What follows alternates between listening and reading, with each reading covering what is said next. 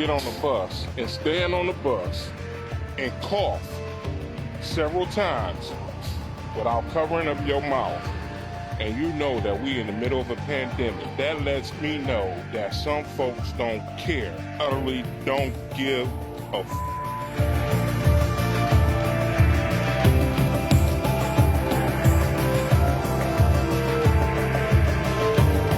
I feel violated. I feel violated for the folks that was on the bus when this happened. It was about a good 8, 9 people on the bus, and she stood there and coughed.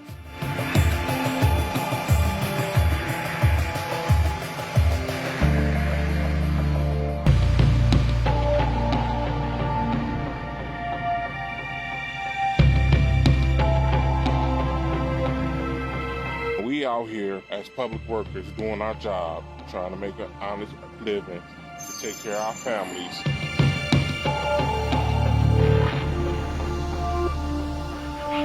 And they telling you every day what to do. If you cough and sneeze, cough in your arm, sneeze in some tissue. I mean,